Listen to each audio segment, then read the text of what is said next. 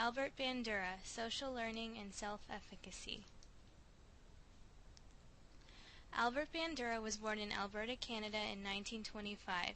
He came to be known best for his theories on observational learning and self-control therapy.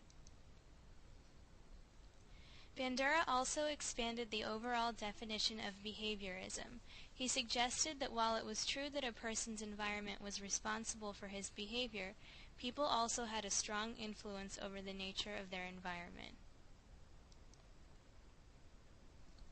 He called this idea of people and environments having equal influence over each other reciprocal determinism. Bandura later went on to further stray from the behaviorist movement. Along with the environment, he began to consider cognitive processes as possible sources of behavior. Observational learning. In what is perhaps one of Bandura's most well-known studies, a group of children were shown a video of a young woman physically and verbally abusing a Bobo doll. The woman yelled, kicked, and beat the doll with a hammer while the children watched. After watching the movie, the children were left in a playroom with a Bobo doll and several small hammers, while observers watched them from a room next door. As expected, it took only a minute before the children began imitating the same behaviors they had witnessed in the video, beating, hammering, and yelling aggressively at the doll. After conducting several variations on this study, Bandura eventually outlined several factors that led children to model behavior in others. Collectively, these came to be known as Bandura's social learning theory. 1. Paying attention. A person must first be paying attention to the modeled behavior. Anything that makes the model more appealing, such as attractiveness, increases learning, while anything that distracts from the model decreases learning. 2. Retaining information. A person must be able to remember what they have witnessed using either mental images or verbal instructions. 3. Reproducing the behavior. A person must have the ability to reproduce the behavior he has just observed. A person's ability to imitate behavior can improve with repetition and mental visualization. 4. Motivation. A person must have some incentive to imitate the behavior. Possible motivation may include a promise of some reward, past reinforcement for the behavior, or witnessing someone else being rewarded for the behavior. Motivation not to imitate may include past punishment for the behavior, a promise of future punishment, or witnessing someone else's punishment. Bandura also developed a theory of self-regulation which states that we have the ability to control our behavior through a series of 3 main steps. Self-observation, paying close attention to a specific behavior, how frequently it occurs, and under what circumstances. Self-judgment, comparing ourselves with a standard either self-imposed or set by society, then creating a goal for ourselves based on that standard, such as vowing to exercise 3 days per week.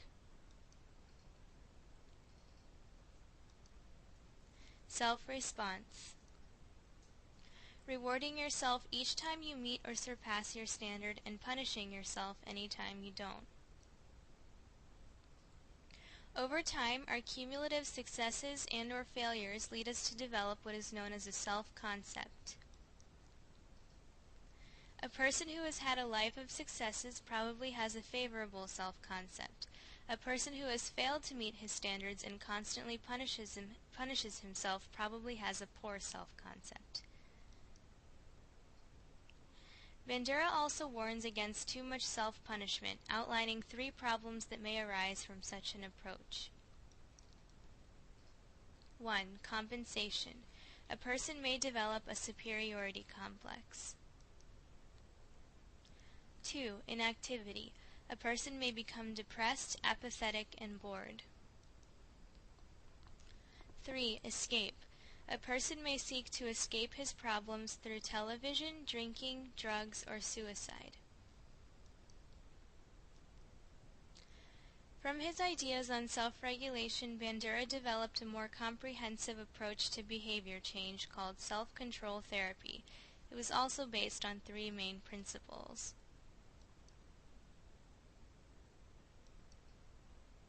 1. Behavioral charts. Expanding on the idea of self-observation, Bandura suggests that initially we keep a written record of our dysfunctional behavior. This way we can determine what conditions trigger the behavior. 2. Environmental planning. Bandura then suggests altering those things in our environment that encourage the dysfunctional behavior. For example, if the presence of wine glasses in your home makes you want to drink excessively, you might consider moving them to a less visible place.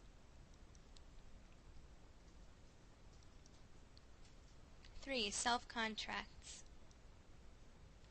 Going along with the idea of self-response, Bandura suggests outlining a strict and detailed schedule of rewards and punishments, perhaps even getting others, such as your therapist or family, involved. Modeling therapy.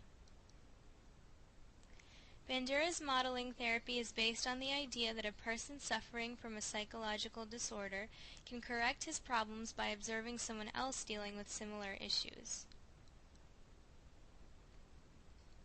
While developing this theory, Bandura conducted some experiments on herpetophobics, people with a phobia of snakes. In these experiments, they stood by and observed while an actor pretending to have a fear of snakes approached a cage with a snake inside. The actor went through a series of steps, first withdrawing from the cage in fear, then using calming self-talk to gradually conquer his phobia and remove the snake from the cage. Bandura found the therapy to be overwhelmingly effective. Many clients were able to extinguish their fears after just one round of observation, despite knowing that the person they were watching was an actor. To review, the main contributions Bandura is known for are